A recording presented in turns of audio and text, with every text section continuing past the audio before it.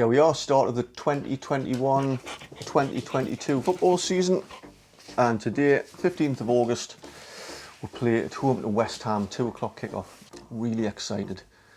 I haven't had a season ticket for a couple of years, but I decided to renew it and see how it goes.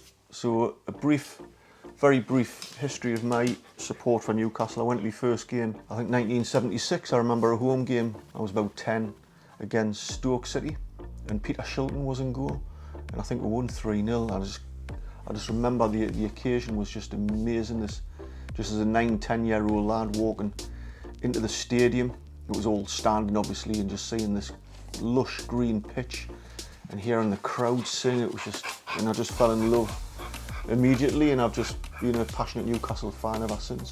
Fast forward to 1992, when I was in the Air Force. I was stationed out in Hong Kong for 3 years. Kevin Keegan took over as manager in 92 when we were in the old second division, and of course, you know, things really exploded for Newcastle, and I knew it was going to be difficult to get tickets when I got back. So we got promoted that year into the first division. From Hong Kong I applied for a season ticket, but there was none left, so I had to buy one in the Platinum Club, which at the time was about £3,000, which was a stretch, but so that was my introduction to getting my first season ticket in 93, even though I was still stationed out in Hong Kong till about January 94. And then I've had a season ticket since 93, and in 2019 I decided I'd had enough. I was sick to death of the Mike Ashley years. I don't think there's any doubt that Mike Ashley's probably been the worst thing for this club ever in its history. So I hope you enjoy. If you do, please consider subscribing, give us a thumbs up, drop a comment below, and if you're at the match, see you there.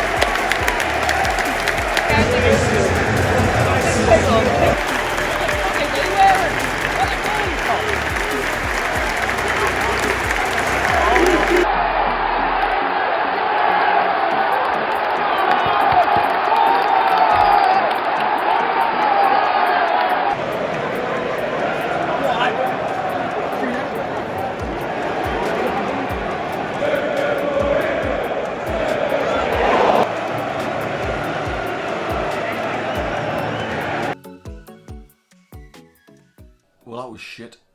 That was just a bad day at the office. We were outplayed and outsang from start to finish. It was humiliating. Even before the game, I seen a few dozen West Ham supporters marching through the middle of the Newcastle supporters next to the stadium.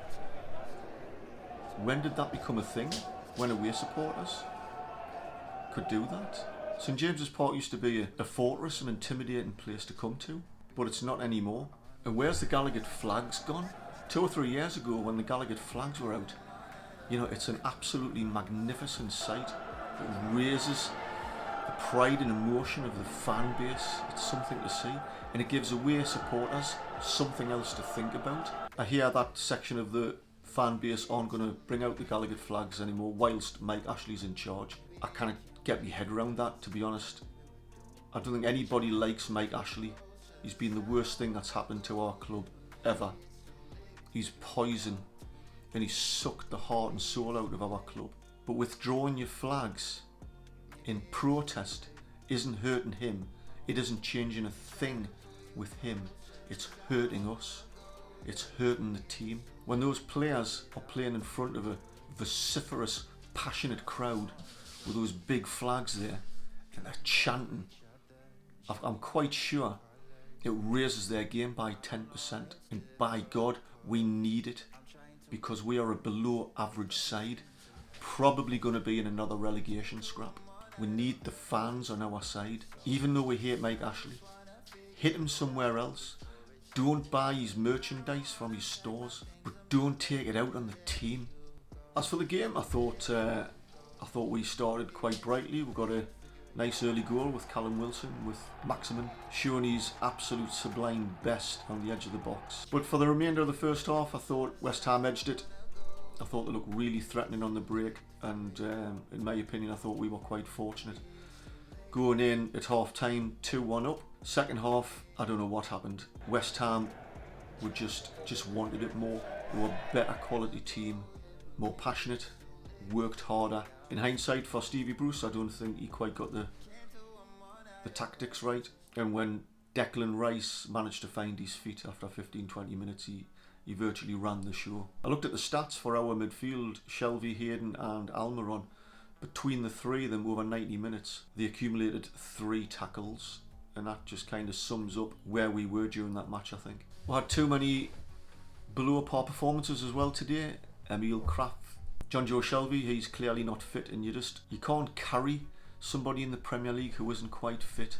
And even when he is fit, I'm not a huge fan of John Joe Shelvey. He just seems to lack the desire and the passion and the commitment. Yeah, he's got a talent in abundance, but he only brings it out to play every 4 or 5 games. The rest of the time he's just too lethargic. For me, we need somebody with a bit more passion. When Ryan Fraser come on, you could see that passion. He got the ball, he picked it up, and he was driving forward. That's what we need. Matt Ritchie for me was below par.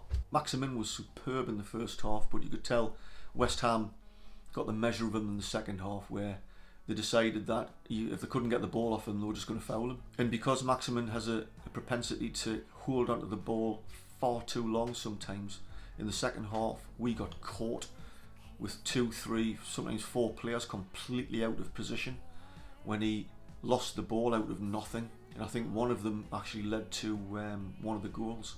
Having said all that, you can see that because we've got some fast and skillful players, that we're going to be a threat, and we were a threat on 3 or 4 occasions in that game, and we scored twice.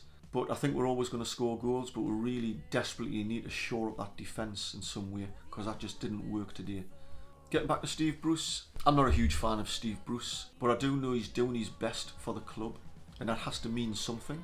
We need to stop getting on his back, because we're only making it harder, and that's only going to affect the team. Everything is a self-perpetuating cycle of making things harder for our team to perform. We might not like Mike Ashley, we might not like Steve Bruce.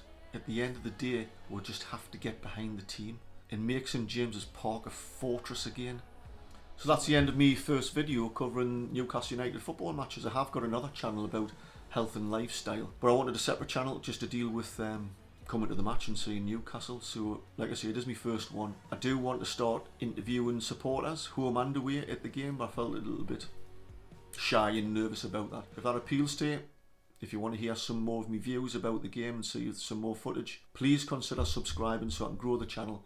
Hit the like button or the thumbs down button if you didn't like it that much, or just leave a comment below, whatever you think, and I'll see you next time.